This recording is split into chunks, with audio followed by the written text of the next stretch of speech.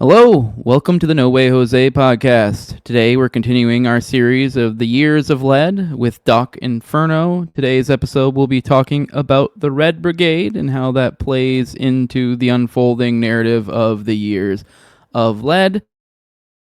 If you want to keep if you like what we're doing here, be sure to hit the subscribe button. If you want to see when we go live, as I tend to do on the daily and regularly, or just when new episodes drop, then be sure to hit that notification bell. We'll see you in.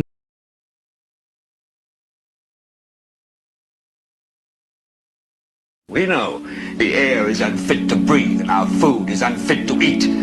We sit watching our TVs while some local newscaster tells us that today we had 15 homicides and 63 violent crimes, as if that's the way it's supposed to be. We know things are bad, worse than bad. They're crazy. It's like everything everywhere is going crazy, so we don't go out anymore. We sit in the house, and slowly the world we're living in is getting smaller, and all we say is, please, at least leave us alone in our living rooms. Let me have my toaster and my TV and my steel-belted radios, and I won't say anything. Just leave us alone. Well, I'm not going to leave you alone. I want you to get mad.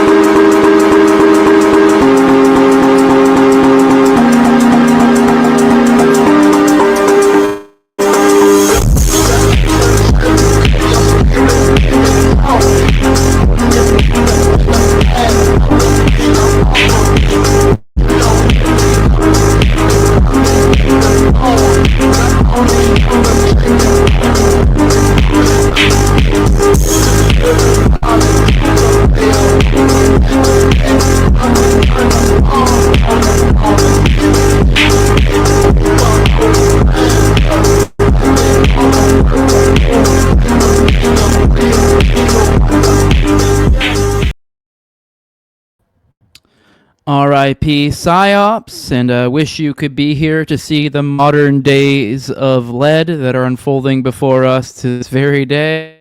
Pleasure to have you back on the show, Doc. I'm ready to get into it with you. We're going to be digging into the Red Brigade. It's been a little bit since we've had you on, but I've been looking forward to continuing this discussion.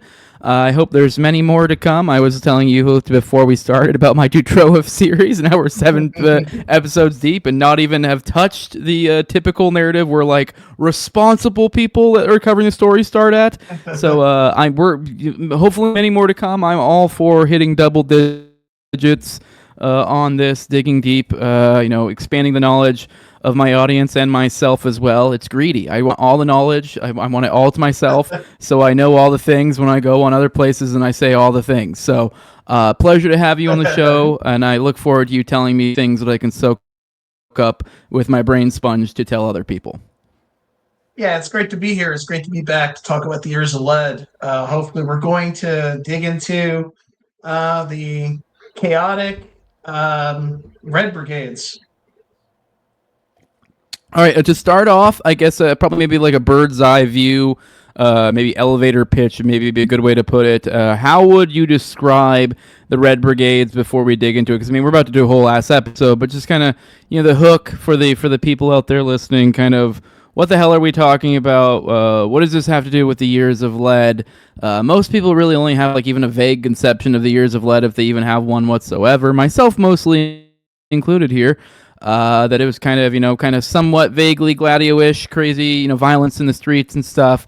So, I mean, I would assume, Red Brigade is probably one of these many different groups that probably has a distinct glow coming off of them, makes you wonder what the hell is going on, and, another combatant group within all these other groups intertwined here in this significant period of violence. So, just kind of let my audience know, who the fuck is the Red Brigade? So, the Red Brigade... by the way, can you hear me? Is my mic good? I can hear you fine, yeah. Okay. So the Red Brigade are what was classically called a Marxist-Leninist extremist group that around the time of like the Cultural Revolution, around the time of Italy, around in 1968, what started becoming more commonplace amongst the Marxist-Leninists was the use of violence as a revolutionary force to basically liberate the proletariat. Basically goes back to Lenin's strike one to teach all. So these particular groups, which they've mistakenly been called by a lot of different Marxist historians as Blockiist, that is, like they had all violence, no praxis, or Stalinist, meaning they were aligned sort of with Stalinist kind of techniques. They believe basically in what was called also as autonomai at the time, which is like what was called workerism. This was like a theory that was started by Antonio Negri, who was one of the pivotal sort of thinkers when it comes to people like the Red Brigades and so many others. So they were also writing off the strength of the Tupamaros. The Tupamaros was this also this Marxist-Leninist group that were urban guerrillas, basically people that would go and kidnap a lot of these wealthy industrialists, a lot of these factory owners, and hold them for ransom in exchange for their prisoners or whatever to make a message to for the proletariat and to liberate the proletariat. So they did believe in the use of violence. How much that use of violence is still sort of debated by scholars today. So basically, they were a extremist Marxist-Leninist liberation group that modeled their praxis off people like Carlos Maglielli, who was this Brazilian Marxist who wrote a book called The Mini Manual of the Urban Guerrilla, this Brazilian Marxist. And this was translated by another guy named Giacomo Feltinelli, who was personal friends of Fidel Castro, who had been in Bolivia with Che Guevara. He was kind of an eccentric millionaire in Italy who provided a lot of the upstart for the Red Brigades. So if, in a nutshell, that's what I could say. The Red Brigades were an urban guerrilla force that were utilizing Marxist-Leninist praxis and what some people would consider a terrorist group. So, it's just like the old saying goes, another person's revolutionaries are another person's terrorists. Like the line between terrorism and exactly what is like revolutionaries is kind of blurred when it comes, and clearly we Depends see on who like wins. it kind of depends who wins. I mean, a lot of people would probably see the people who founded America to be like terrorists, I suppose, utilizing their methods. But yeah, that's basically the Red Brigades in a nutshell. They were Marxist-Leninist liberation fronts that were practicing urban guerrilla warfare to kidnap industrialists and, I guess, stick it to the fascists, I suppose, from their perspective. Well, with all revolutionary, or at least it seems with damn near every revolutionary movement, there usually are revolutionaries that take some sort of central role and are many times founding members of such groups. What comes to mind is things like Stalin and Lenin and some of the stuff.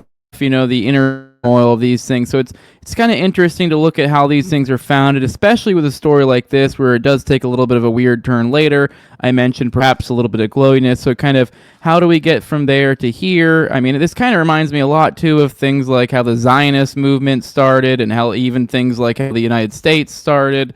There obviously are certain central figures. For anyone who studied the founding of Israel, know there was like a handful of major notable figures that started, and I'm sure the same thing was here. So I think perhaps obviously starting off with the founding and perhaps some of the founding members or some of the more key individuals from the start and how they've where they're coming from, kind of maybe perhaps backgrounds and the like, so we can kind of get a feel for who these people are. Are we dealing with like a Laurel Canyon type situation where everybody and their mother has some sort of intelligence connection or something like that? So I think it's worthwhile seeing who these people are. What were their thoughts? Were these ideologues? What's going on the ground floor with some of these integral members of the group? I just want to say also, before we get into that, also, from researching the Red Brigade, and it's very sparse, some of the material you can find on the Red Brigade, reconstructing a lot of their narratives, comes from a lot of people, what they call the Pentiti. And the Pentiti are these people that basically were turncoats in the Red Brigade. They were people that, at the time, there was this law that was passed within Italy itself. They had this reconciliation council. So a lot of people decided to repent from their past terrorist ways and decided to make anew, and hypothetically, they were cleansed. And of course, in exchange for that, they also gave up a lot of information about some of their comrades. So a lot of information we have about the Red Brigades, and a lot of researchers and scholars, they have described the Red Brigades as, let's just say, purist. They have said that the Red Brigades almost had a Gnostic notion of purity, meaning that they were people that didn't like the mainline Communist Party in Italy itself.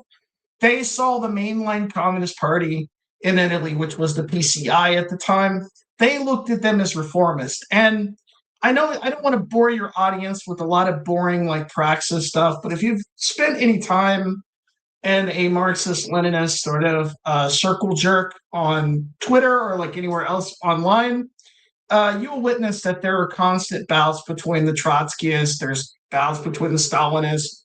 There's people that think that there's various different interpretations of what is Marxist revolution.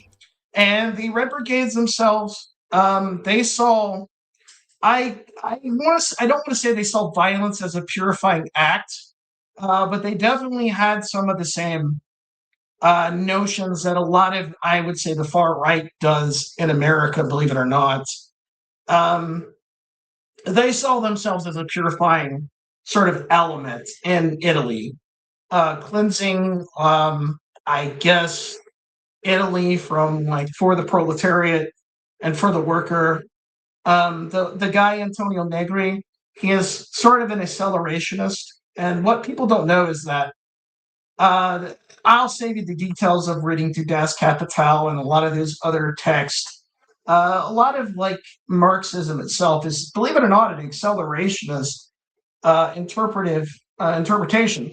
They sort of see capitalism as forming some sort of an accelerationist force to where it eventually gives way to some kind of revolution, which has led to a lot of weird theories. A lot of post-Marxist people like the CCRU have latched onto that. But I just wanted to give some context into some of the belief systems of what the Red Brigades and some of the other, the Prima Linea and the Nuclei Armate Proletaria, what they sort of believed. And there's mixes also of anarchism in some of the Marxist groups as well. So it's not completely streamlined. But the Red Brigades were pretty much non-reformist, and they were purist in the literal sense. But yes, I just want to echo also what you say about a lot of extremist groups do attract a lot of unsavory elements and a lot of people that are not looking for reform or any political ideology. They are simply looking for a way to extract violence and vengeance upon society.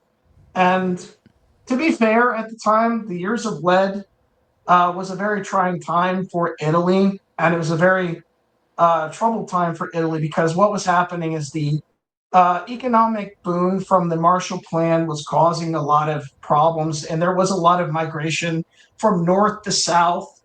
From south to north into Italy that was causing a lot of economic strain in the factories. So there was a lot of people that were lashing out against the system that were either turning towards becoming a neo-fascist or becoming a brigadist, a brigatista. Is this the parallel you were making to the modern system? Which, by the way, you're not going to offend me. I'm actually If anything, I'm maybe agnostic and maybe even leaning more towards open borders these days. Is that what you're getting at, the immigration stuff with the current right wing? Is that kind of what you were No, getting that at is with the no, no, no, parallels, or no, what were you driving at? I'm just no, no, curious. no, no. What I was talking about is the youth mainly. They're either Okay. going far to the far left or they're going to like the far right. A lot of them are literally Oh, becoming like Nazis okay. and fascists, and So a you're more lot of speaking like to, like, I guess the diversity. Fuentes phenomenon, essentially, type deal, or something Yeah, the along those Fuentes. lines, or Yeah, something just along the that line. vaguely the desire for more extremism, which I think we're in an age where I think most people are realizing that we're not going to vote our way out of this, and it's seemingly reaching the public consciousness, it seems, which I'm all for that, but unfortunately that can be subverted into violent ends, which or Yes. violent means, which results in violent ends, and that's not what I want. I'm a peaceful revolution kind of guy. I think do it on the individual level by revolting yourself, and through like things like agorism stuff. That's my personal belief. I definitely do not advocate violence. I actually think that makes the problem way worse. But these sort of situations leave an opening for the powers that be, or even people who just want violence to exploit the situation. That's sort of what I was getting at. I was getting at also that sort of also the youth now are like unsatisfied with like the conventional sort of choices, and that was the same thing that was happening in Italy, because a lot of the people in the Red Brigade they felt like Italy. This is their perspective, by the way, that the Italy betrayed sort of the resistance against the fascists and gave into them and gave them like a seat in parliament, which was the Movimento Sociale. That's the MSI party, which I think the current Italian president, Melania, is a member of. They felt betrayed by that. So a lot of them also equally what's interesting is the catalyst also for the Red Brigade was the Piazza Fontana bombing. That it was not only their influence was not only just the Carlos Magilla, um, the mini manual of the Marxist Revolution of the Tupamaros and Uruguay, but it also was the Piazza Fontana. The Piazza Fontana is like sent shockwaves to a lot of the Red Brigades. And they said that like a lot of them also had the sense, believe it or not, that the violence was not organic, that they were using a lot of the neo-fascist groups to sort of create this like this sort of opposing of the opposites, that is the far left and the far right, like sort of antagonizes one another. So a lot of them suspected that, and then that this was sort of their retaliation against this. And before we move on to talk about the Red Brigades, I also want to signal that what's interesting is in the years ahead is that from the late 60s, 1968 to 69, up until like I would say the mid 70s, much of the violence is perpetrated by neo-fascist groups. Um, this is kind of odd, I think, to a lot of people that are used to like leftists kind of being the conventional, whether underground type of years of rage that was like in the 60s and the 70s. People are used to that type of dialectic in America, but in Italy it was kind of different. The fascists were primarily oftentimes serving as state actors, doing a lot of perpetrating most of the violence, as opposed. But the left catches up eventually in the 70s, I should say, and the 1968 sort of hot autumn that occurred on the campuses that birthed the Red Brigade wasn't totally an organic phenomenon in Italy, but it took an Italian characteristic. Primarily, it was emanating from places like France, of course, with the 1968 revolution in like America. And it took like a unique, and in Italy, it took kind of a unique working class type of character, to where the workers were the ones that were participating in it. It wasn't just students, and as opposed to like into American France, it primarily was just students. And I don't know why that is, other than I think maybe the workers in the factories like Siemens and IBM and Pernelli and a lot of those other like urban industrial northern cities in Italy. I think they maybe were more educated than maybe some other people, other working class people. I don't know why that was, but it very much had a working class characteristic alongside with a student revolution as well. So that's sort of unique. That But is yeah, interesting, and it makes me think about the modern parallel. I don't know, maybe if you feel that. Well, with the current dialectic I see forming, it does actually weirdly seem to be among the working class right now. Although I feel like the whole paradigm, the dialectic paradigm, is a little bit shifted. Maybe in some ways it's almost maybe establishment in some, depending on your prism, or establishment, non-establishment, Zionist, non-Zionist for many people today. So we're in a little bit of a similar dialectic, but it does seem to be the people that they have riled up, and a lot of the working class people, because these are people dealing with similar issues. I mean, I just got a Coke today, picked up not cocaine, Coca-Cola. It was over $3. It was like, which is yes, insane. And you're like, so yes. you think about these things and these real world issues, and this is going to get the working class riled up, because the capitalists, and meaning that in the big C, the derogatory form of the word, because I'm an ANCAP type guy, but using that form, those the big C capitalists, the corporatists, I guess, if I want to say that in a way the capitalists will feel happy about, like myself. These people, that's not an issue. These people have assets. These people are thriving. These people, as the dollar inflates, they're doing great. And then on the flip side too, even on the lower class, as these things, as it's the middle class that gets hollowed out. It's essentially the lower class is getting all sorts of welfare and stuff like that. I mean, maybe it might not be enough, but for some people, but they're getting something. Whereas those that are actually trying to put forth value into the world, they're just getting kicked at every opportunity, seemingly. And I think this leads you to, like we're seeing now, kind of a big old boiling pot. I'm going to say this, like, also before you move on to talk about the Red Brigade, and I probably will get accused of being a reactionary here, but one thing I like from like some of the different political spectrums is explain to me how democracy, or whatever this is, a republic, or when democracy is introduced to like different governments, how it stabilizes, and how democracy doesn't require either scapegoating or having like these boom bust kind of periods when it comes to extremity. Whether it's like it's America. America jumps from one extremity to another, to one scapegoat to another, from the Red Scare down to now targeting other people for their political beliefs. So how does that work out? Because it seems like it doesn't really work out in a lot of various different places. So this is sort of the problem that we found with Italy, is that Italy at the time was very communist after coming off fascist, coming from the fascist regime. It was very communist. And the military intelligence put a lot of money, and the CIA did put a lot of money to stop the progression from communism.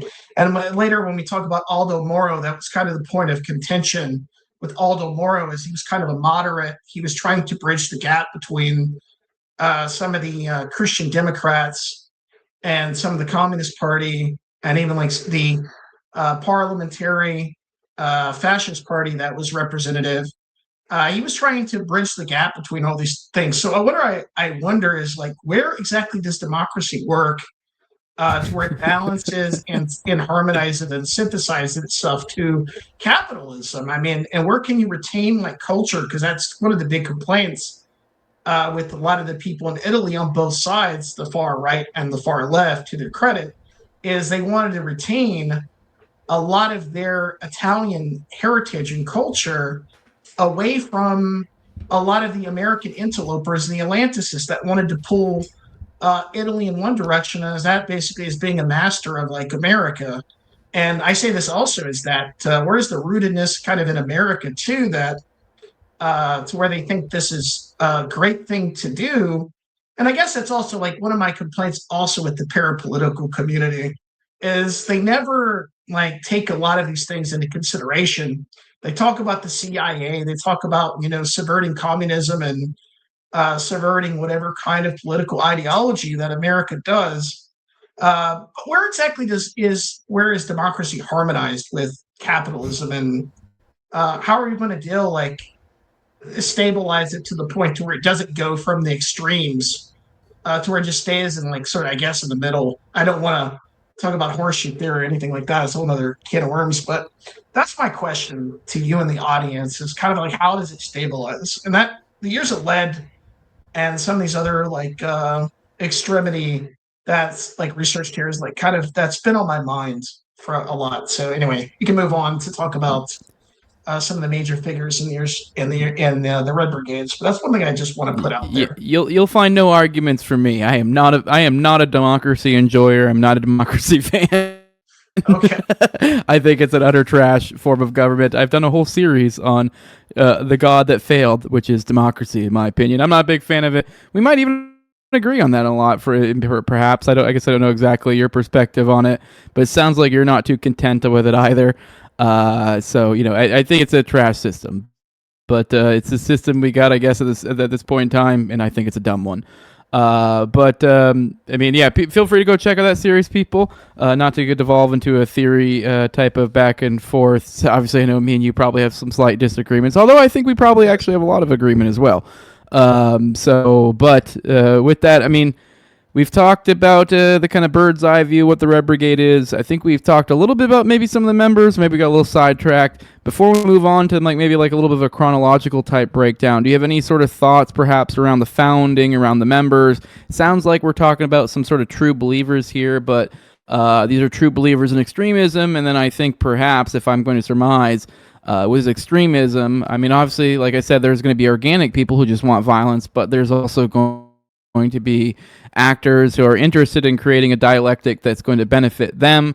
Kind of just playing both sides, creating sort of a essentially creating the strategy of tension, basically.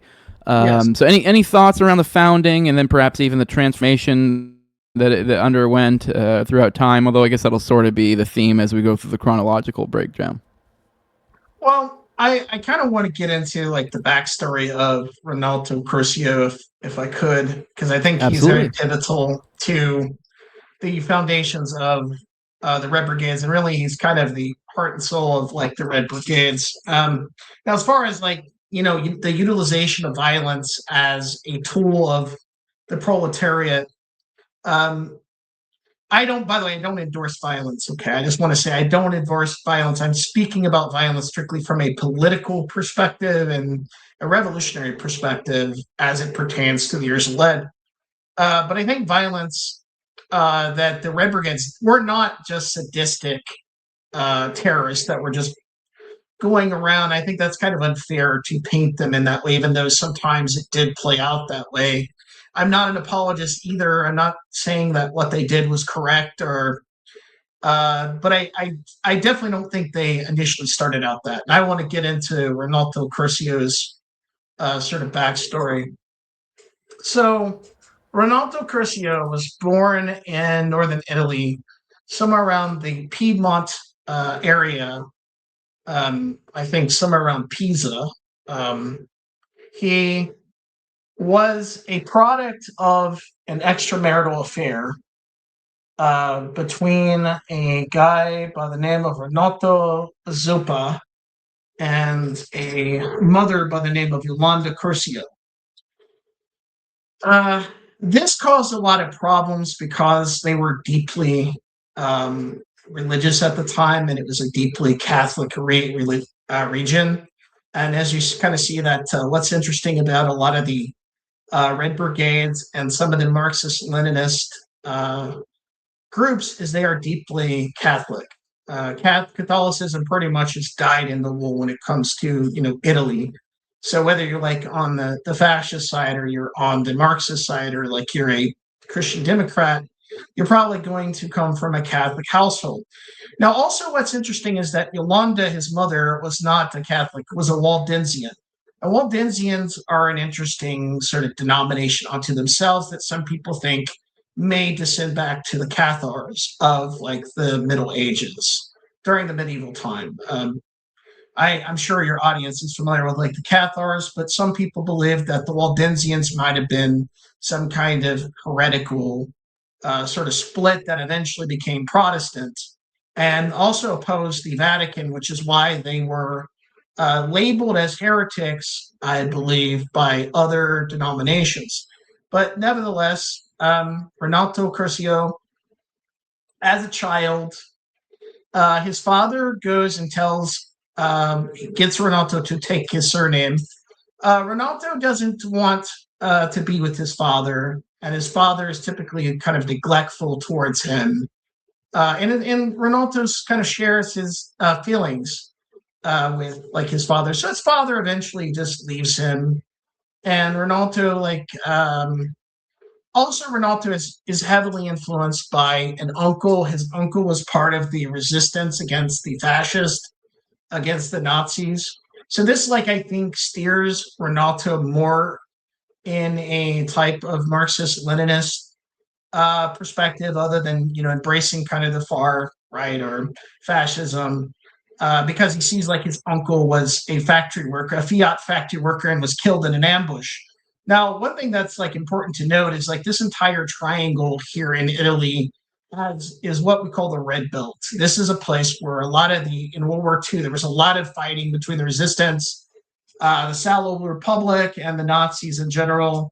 And so this is deeply red. So it's not a big surprise that Renato Curcio decides to go towards Marxist-Leninism. But also Renato is kind of a very bright kid. As a matter of fact, he sort of articulates his political views early on in life, when he's like just a kid, which is quite tragic. Also, is that he also like went to a boarding school. He is ushered to a boarding school. He has a lot of desolation, a lot of loneliness, and this is sort of a central theme I see with a lot of revolutionaries, a lot of people that sort of go to political extremes. Is they had like a lonely childhood. They kind of had I would say, I wouldn't say depraved, but they had kind of an isolated past. So this really wears heavily upon him. He wants to be an artist. Okay, Real quick, Renato Curcio. do you know the boarding school that he went to? Because I mean, like, I know you mentioned these are a little bit true believers, but I can't help but notice it's 99 times. I mean, not I don't know, maybe I'm overstating, but it's pretty common if you're looking for intelligence connections or weird whatever, Oh yes, or definitely. odd. Like that might be a place where you go, whoa, what the fuck? Is he in some sort of hoity-toity? All the rich people, send their kids here, which whatever. Maybe he just came from a rich family or something, or maybe this is one of the shittier ones. I mean, is this something of note? Are you aware? Have you looked into that a bit at all? Because I find that interesting.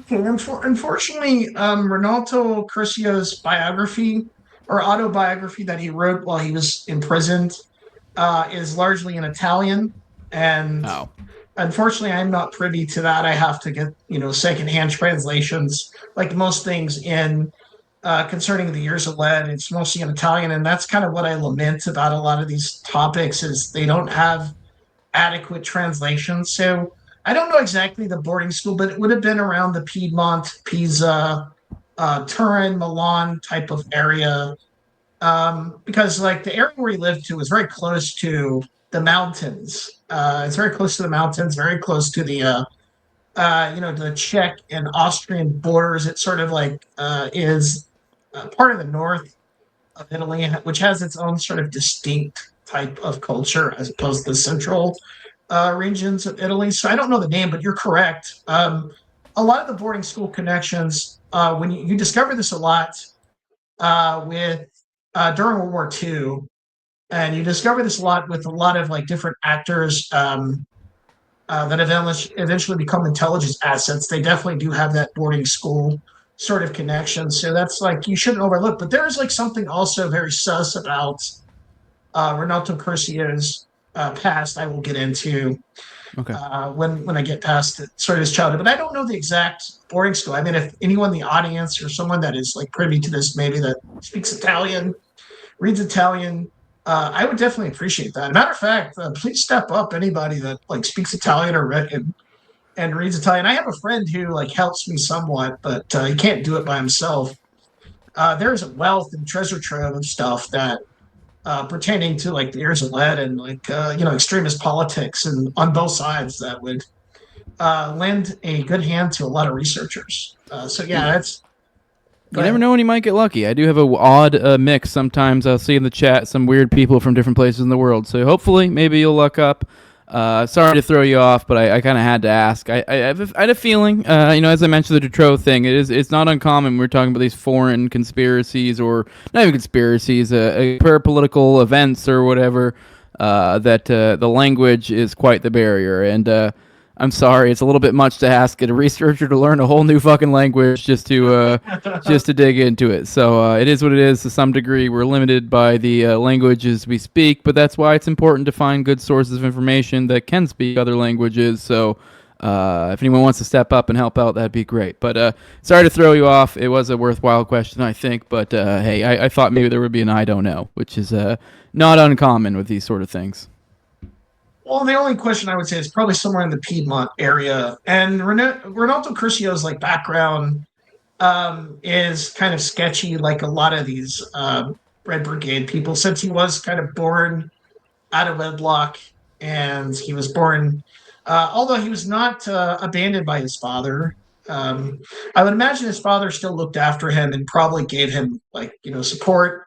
It doesn't seem like, from what I've read, it doesn't seem like his father supported him very much, or his mother, and it seems like he just went it alone with his mother for most of those years. But Renato Curcio wanted to become an artist, and the people in his family really discouraged this. They really didn't want Renato to be an artist.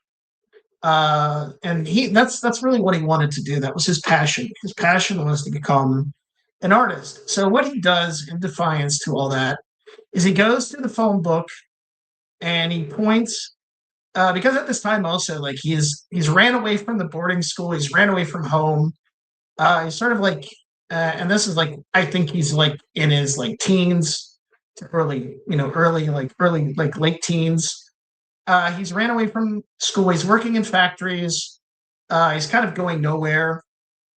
And so what he does one day in defiance to like his family's wishes is he just wants to point to a place in the phone book to where he would go to, he would go to school. So he decides to go to school at this at the school for chemistry. He decides that he wants to go, and that's basically where his fate is. His fate is that it's in a chemistry school, and he does this for a short while, um, until eventually, it's. And by the way, it's in Avinja. That's the name of Avinja. Avinja. That's the name of the place in Italy. And so, like, he stays around here for a little while, until basically he kind of drifts into like the counterculture era, and he gets like addicted to methamphetamines. He gets addicted to and he, by the way, graduates from chemistry. Okay, so real quick, I got to recap all the glowy things. He was going for chemistry stuff. Yes. God, what did you just? And we have the boarding school, and then Yes. the latest thing you just dropped just now. Yes. So I can't help but point those out. He gets addicted to alcoholism and also methadone, which is an Okay. early type of methamphetamines. Yeah. I don't know exactly he had access to that. I imagine, as a chemistry student, he probably made it himself. But around this time, he starts to get into the counterculture. He starts growing his beard out. He starts growing his hair out. This is also around the same time when, the 60s is coming about. And this is when all the drug use is getting in vogue, whether hallucinogenics or like other drugs. And he gets addicted to methadone. And so this is not even what the most glowy thing he does. So around that time, there was a third positionist group that had a youth camp in the middle of 1963 called the Giovanni Nationale. This was an extension of the Gene Europa, which you were talking about Detroit and Belgium, and guess who it's headed by? It's headed by a guy named Jean-Francois Thierryart. Are you familiar with him? That name does not ring a bell. No. Well, it should ring a bell because Jean-Francois Thierryart not only has connections to um, a guy that was in the Order of the Solar Temple. Jean-Francois Thierryart was involved in extra-colonial Belgian, let's just say, psyops in the Congo region.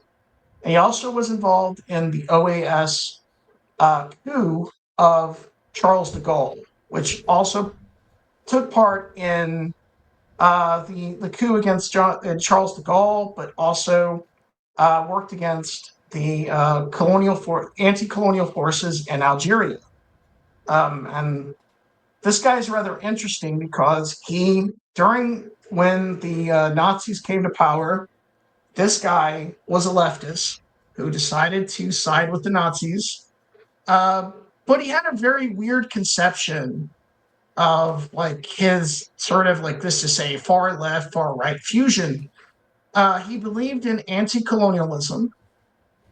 He was and like the representation for like his symbol for his like particular camp and his particular group, the Giovanni Nationale, is a Celtic cross. And this is rather curious that Renato Curcio falls into this because this is what a lot of Marxists probably would think was sus about Renato Curcio, because he's falling into this third positionist quasi Nazbol, quasi third position type of group. And by the way, Jean-Francois Thierryart also has connections to Franco Freda, who was involved in the Piazza Fontana bombing, who also made this like kind of weird fusion of Nazism, and also like was involved with a lot of the different Italian military agencies. So this is rather curious that Renato Curcio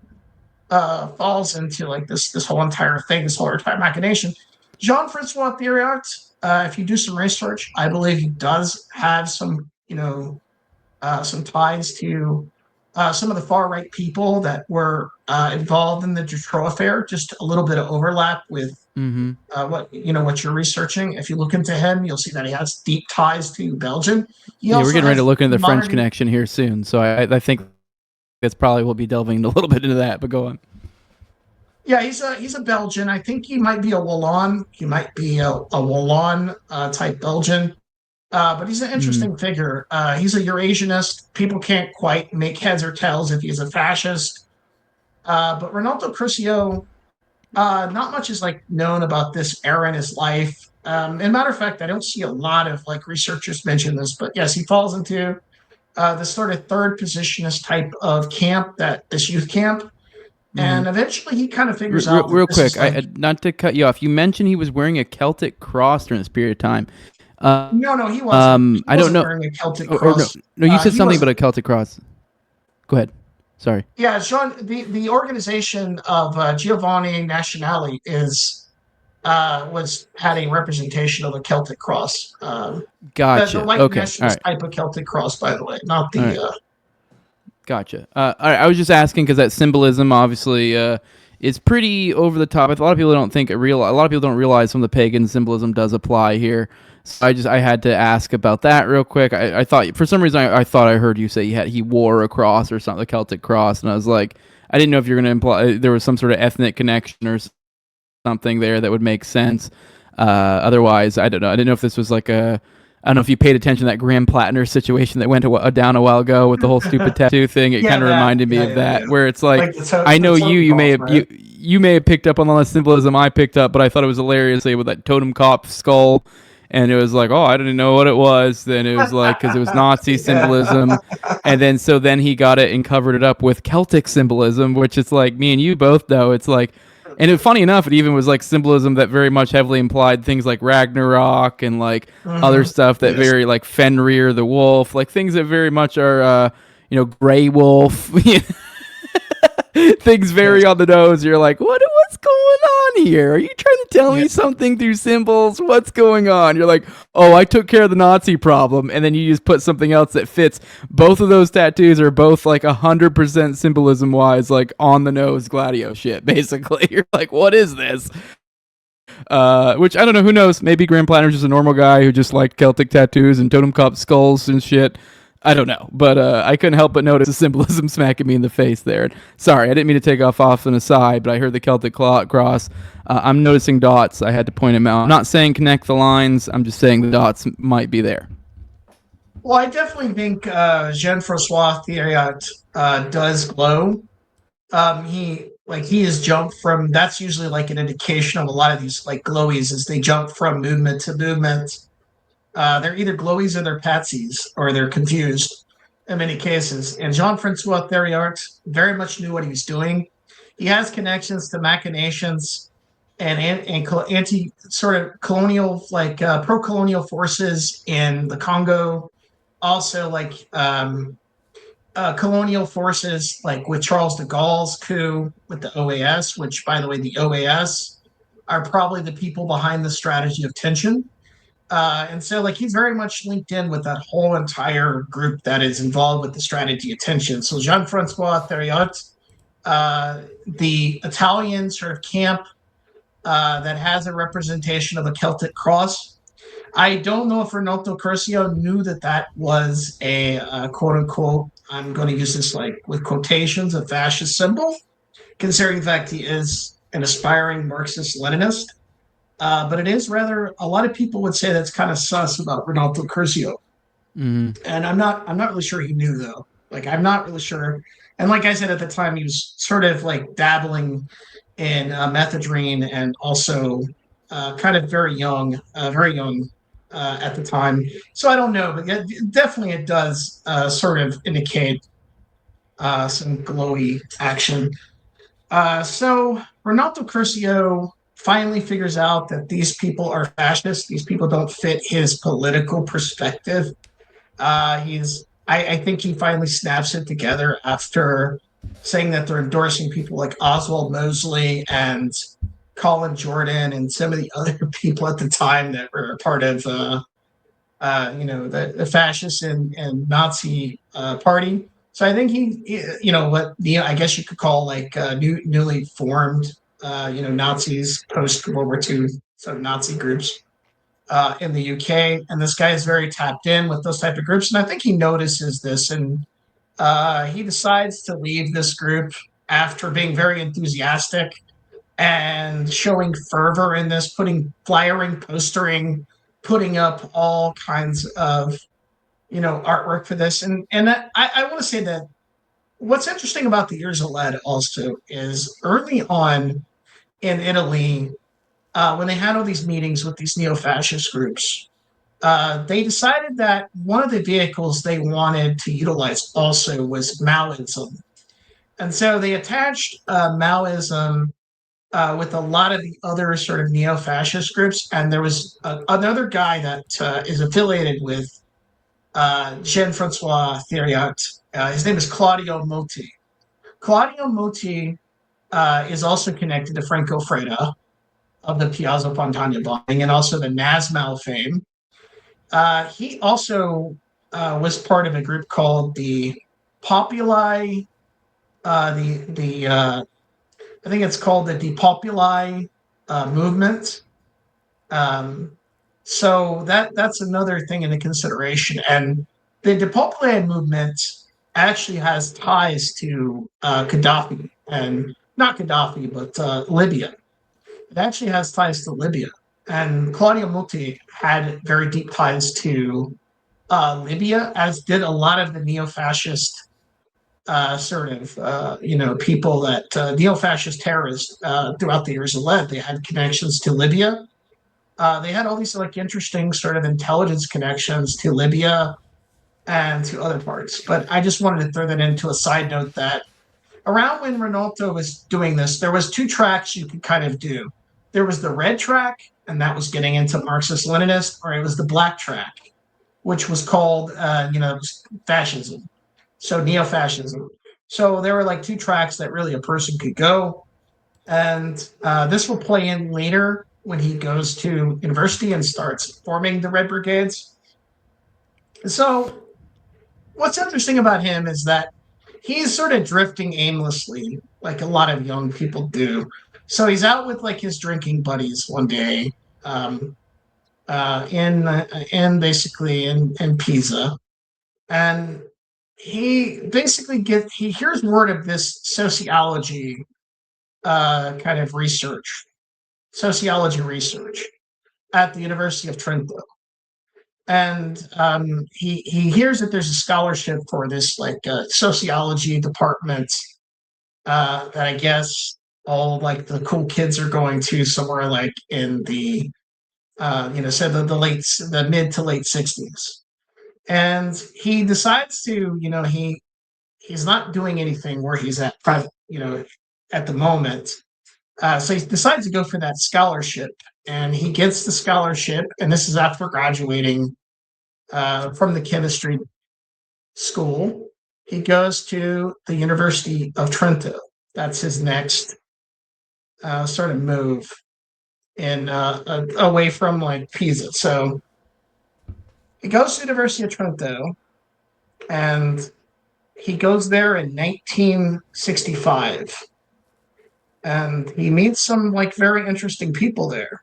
This is a large nucleus of a lot of the people that would form the Red Brigades. A lot of the early formation and membership would all come from the University of Trento. Now, he meets a guy there. He meets a guy there by the name of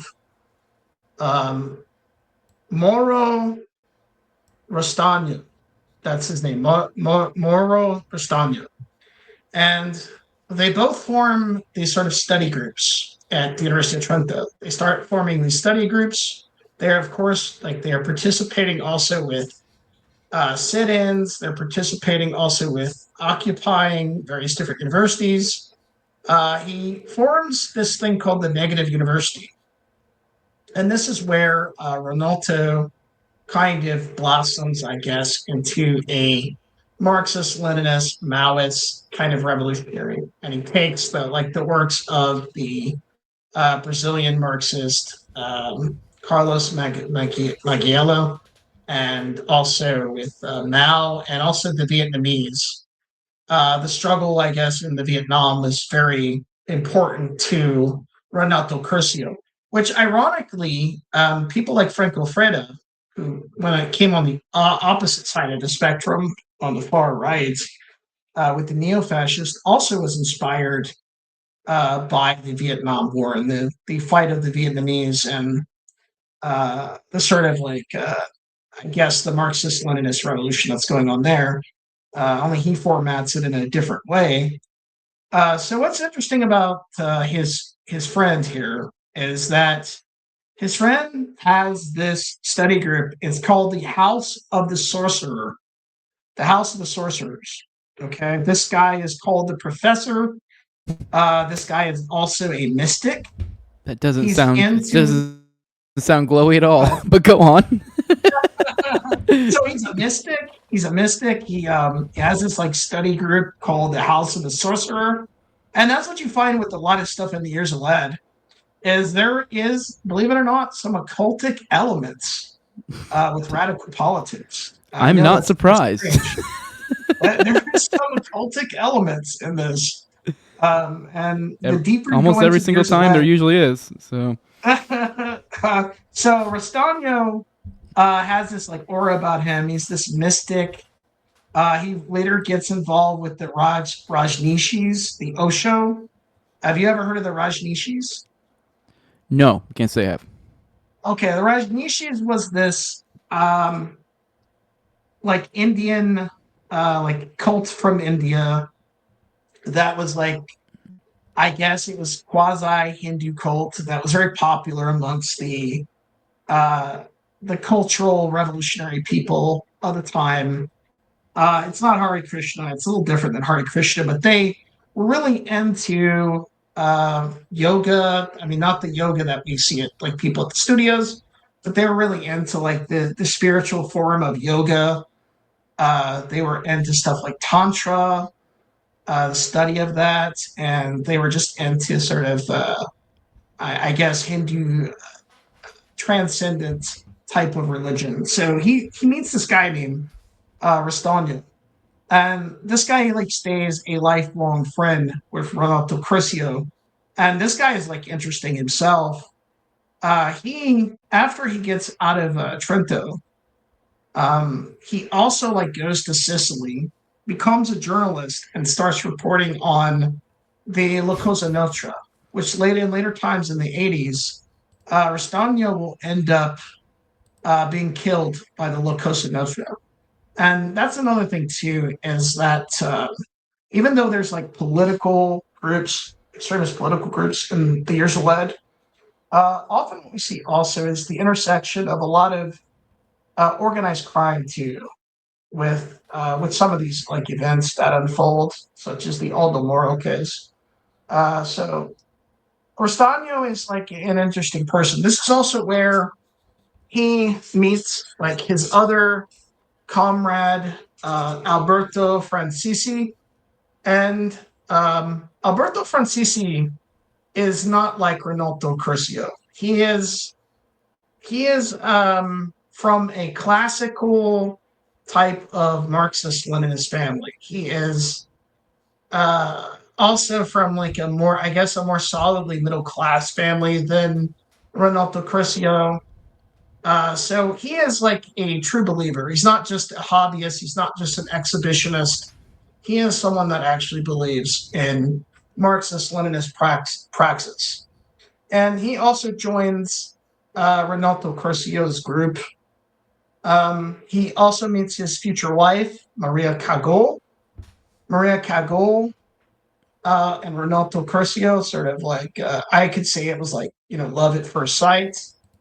They are, I would say, total soulmates with one another. They are like intertwined together. This is why in later times when Mara Cagol suffers like tragedy, it really breaks Renato Curcio.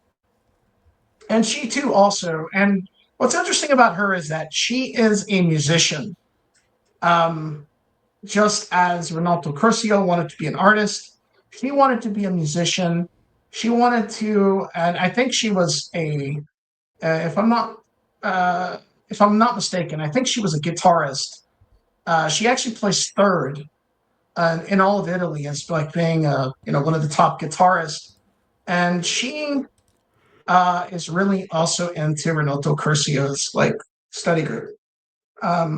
So they all like get together, and that's sort of the nexus of the Red Brigades. It's all at the universities, and at the same time, this gets the crew that involved in sort of the life of the students.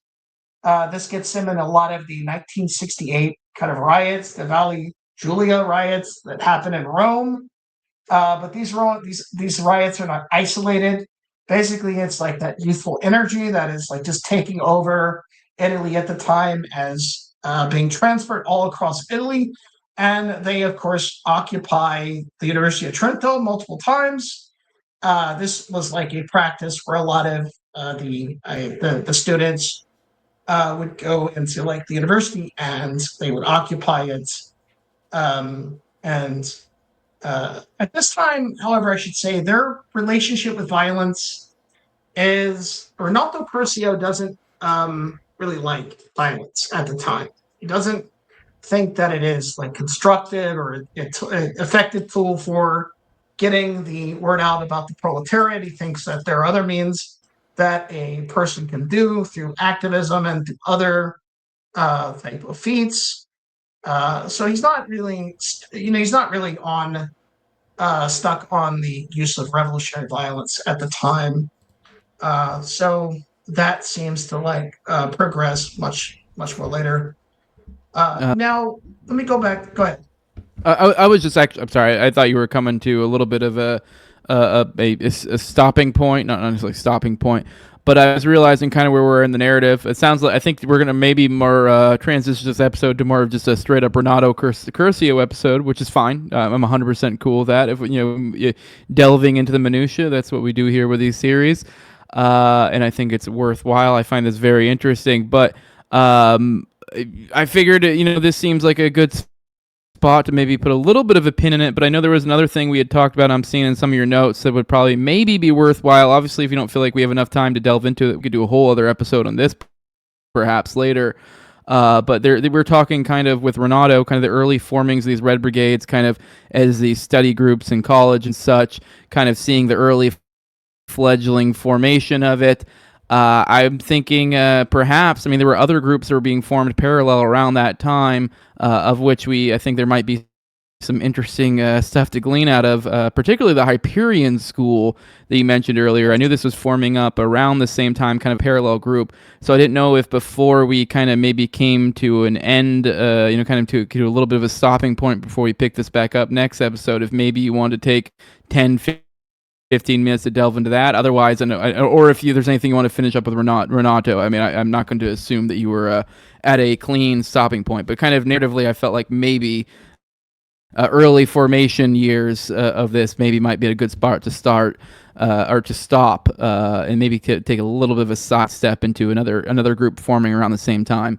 But I'll let you kind of pull the audible here. It's your choice where you want to take it, but I thought maybe you wanted to delve into that a little bit before we left, or if there's anything left that you want to dig to Renato in the meantime. No, that's fine. I think I've covered Renato Curcio's time at Trento, and I don't mean to dwell too much on this, but I think it is like pivotal.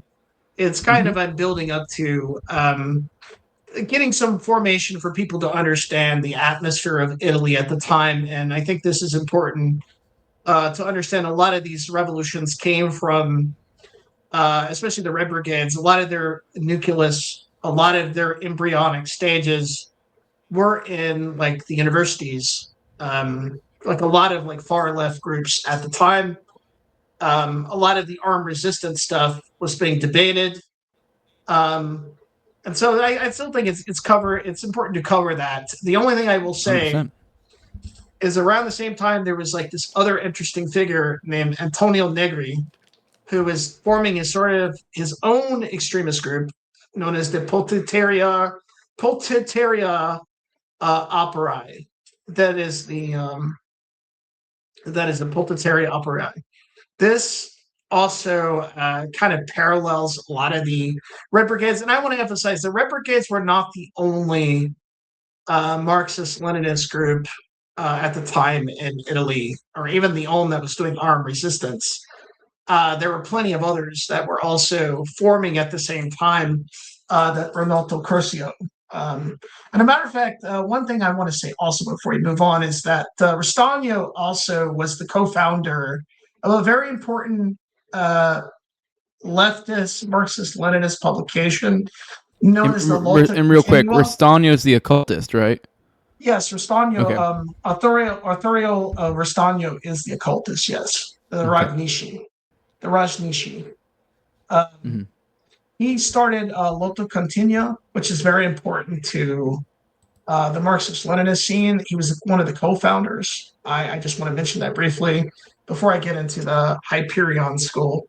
Well, the Hyperion School, most people will say that it formed around in 1976. And other sources will say that it formed around the time that the Red Brigades were forming. As a matter of fact, I think it probably formed a little later, around 1971, somewhere around there, because Mario Moretti was part of the group at that time. Mario Moretti is not a part of the original Red Brigades, and if you think Renato Curcio goes, wait till you find out about Mario Moretti, but I'll cover him probably next time.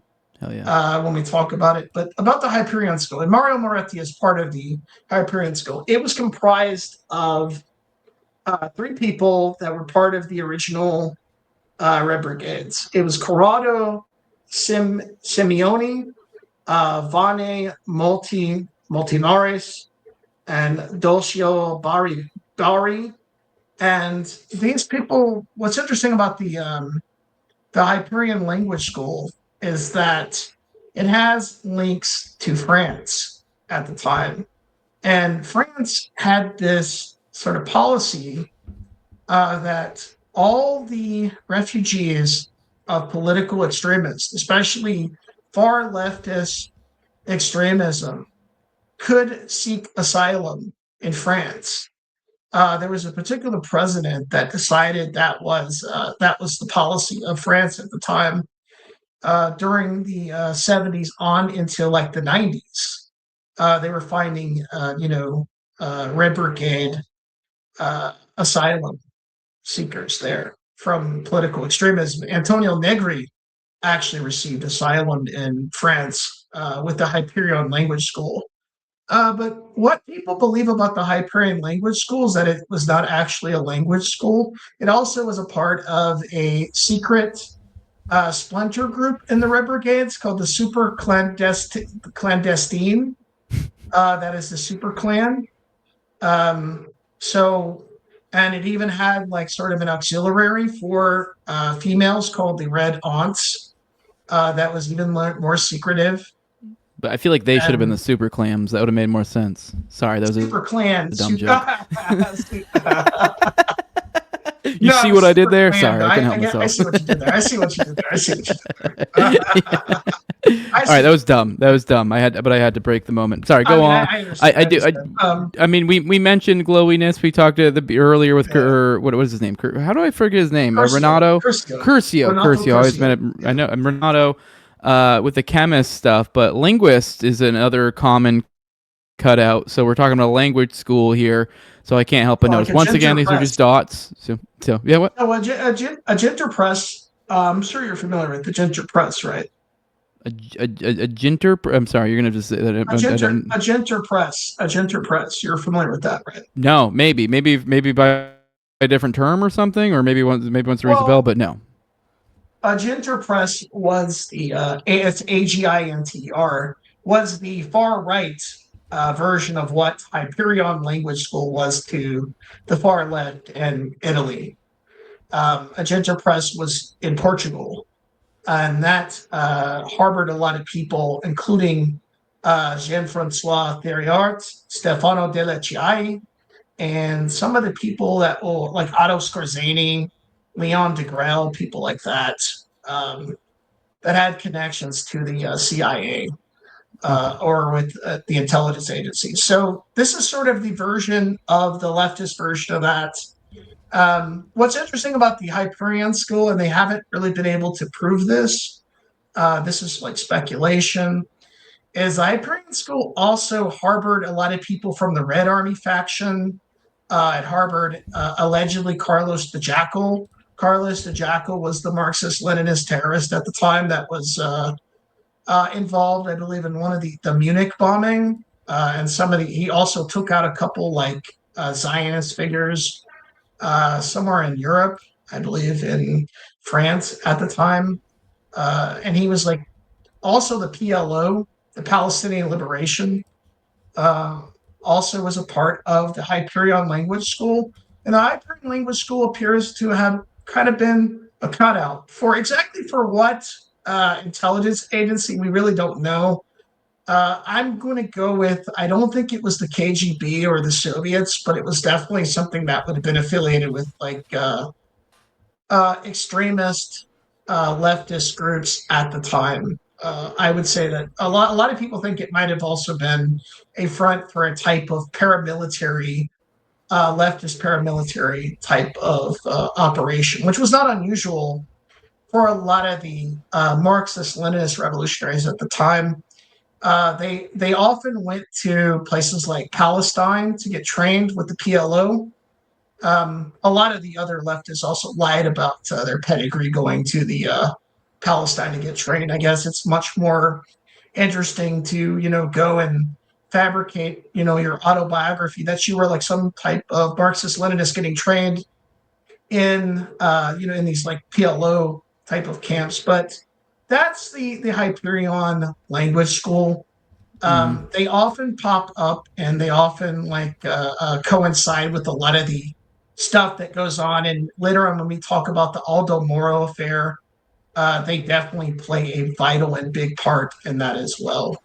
All right, now just to reiterate or to clarify, I guess, with this Hyperion school, is there an overlap? Was it Moretti, perhaps, or maybe I'm mixing up names? Yeah, It Moretti. sounded No, like that's there was correct. a leak Yes, from Moretti. the Hyperion into the Red Brigade. So obviously, like kind of a, and if we're going to say it's a cutout, then you're like, here's the kind of what we're looking for. So Moretti, let me just mention briefly about Moretti. Moretti's kind of an interesting case because there is a intelligence agent named Luigi Cavallo that has always trailed Moretti. When he was going to college at the time, one of Moretti's like lovers or girlfriends at the college lived in the same apartment complex as Luigi Cavallo.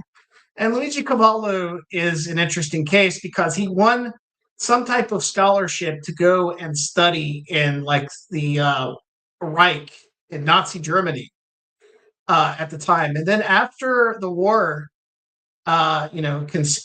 unfolds, and after the war is like concluded in 1945, he goes back to Italy and becomes a communist.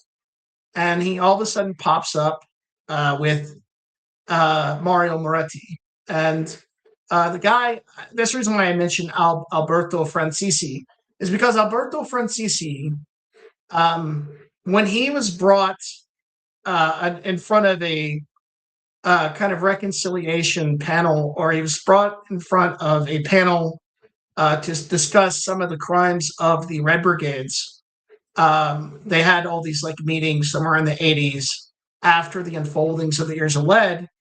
He discussed that he suspected that Mario Moretti was connected to some type of weird Italian military intelligence. And what's even more alarming about Luigi Cavallo is this guy mysteriously also died, as well in later time periods. So this guy is very sus. Mario Moretti, when he was in college, he wasn't exactly a Marxist-Leninist or took any interest in a lot of the leftist activity. He actually bragged that he had an uncle that was a black shirt that had served under the fascist regime. And a lot of the people that knew Mario Moretti at the time, they said that he was not basically a leftist. He was actually a right winger, but not the right winger that was a liberal right winger, but the right winger that was liked Mussolini. That, as a matter of fact, he did like Mussolini. He was very much a champion of Mussolini. So at the time, Mario Moretti also participated in fraternal organizations that were specified for fascists at the time. I guess that's a thing in Italian schools at the time. They had fraternal orders for both fascist and also Marxist-Leninist, and even people that were Christian Democrats. I guess that's sort of part of the fabric of Italy itself. And Mario Moretti was considered to be kind of a curious figure that always had the suspicion that he was some type of interloper or agent that was meant to infiltrate the Red Brigades. Although, as we progress with the Red Brigades, we'll see this is kind of commonplace. One more thing that's curious about Mario Moretti is that he knew this guy named the Marquise, which at the time had this sort of weird relationship with his wife. And your audience will probably think this is funny, but the Marquise was this guy. He was a liberal. I guess he was like a liberal sort of a liberal sort of reactionary type of figure.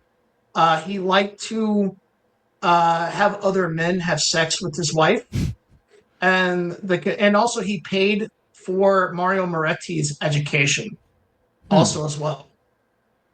Huh. That's interesting. Yeah, he was a cuck. Yeah. Well, I mean, obviously, I mean, this is one way to look at it, but obviously, we're looking at the glowiness, and we know how these people operate, and it does kind of raise an eyebrow. Obviously, I have no idea. Maybe they're just some swingers having some fun, whatever, to each their own. But, if we're analyzing this from a parapolitical standpoint, it is something to take note of. And I think we've left a lot of meat on the table, a lot to be desired for future episodes. I think a lot of people are seeing a little bit of glow emanating from this group. And like you said, this seems like to be a bit of a common thing, things leaking through. And that doesn't necessarily mean the whole group glows. I mean, this is how these things work. This is how the intelligence agencies operate, and you have to take this into account, and we'll definitely be covering this as it goes on. Doc, let people know where they can find you, and we'll be back again with another episode delving deep. I guess I don't know exactly how the theme will go. I guess maybe just moving forward from here, or maybe we'll find some other way, or maybe focus on another central character or something for the next chronological leap. We'll figure it out. I mean, there's plenty to work with. We have more than enough. But today we kind of did a little bit of an introductory episode for the Red Brigade, and this was kind of primarily at a Curcio. I don't know, I keep messing up the name. Renato Curcio. There you go, Renato Curcio. Kind of basically an episode on him. It took me a while. It took me a while to pronounce his name as well. Yeah. So, I just want to add one more. But let people know where they can find you, and I'll see you again next time. I just want to add more thing about I just want to add more thing about the Marchesa, is that in Italy itself, the murder of his wife became a big scandal in Italy as well. So there's a lot of overlap with a lot of the Red Brigades with other scandals in Italy itself. And so you can find me at the Demento Mori podcast, where I focus on apocalypticism, parapolitics, and crime. And I, of course, discuss things such as the Years of Lead. And I am not a cuck like the Marchesa. All right, well, I appreciate you joining me, bud. We'll do this again some other time. For those who want to support this show, leave a like, share, subscribe, comment, leave a 5-star review on iTunes or Spotify. You can find the show on YouTube, Rumble, all the major audio podcatchers, and Twitter as well, at Tower Gang Jose. And for those who want to support the show the best way you can do that with money over at patreon.com/NoWayJose2020. The lowest level gives you access to early episodes. This is as low as $2. Gives you access to ad-free RSS feed, gives you access to Telegram, gives you access to the pre-show, post-show, and video calls for me and Austin's weekly live call-in show, Already Dead, which is on Tuesdays at 9:30 p.m. Eastern. My highest level, my Patreon is my sponsors. I give them a big shout out every episode. It's a big thank you for their support. I have my previous co-hosts on Tower Gang, at Learned Toad, also at Abrogate D's, at ZLVRCK, at _Infinite Zeal, Tim Tell, at Jolly Klebel, big fan of the show, Torn May, at Wayne Teckless, One in Here Car for Kids, No Free Lunch, Jack, Mark Vestibule, and Jacob Winograd of the Biblical Anarchy Podcast. With that, guys, we're going to get out of here. Love you all. This has been a fun episode. We'll definitely do this again soon. Do all the things. We'll see you next time. Bye-bye. See ya.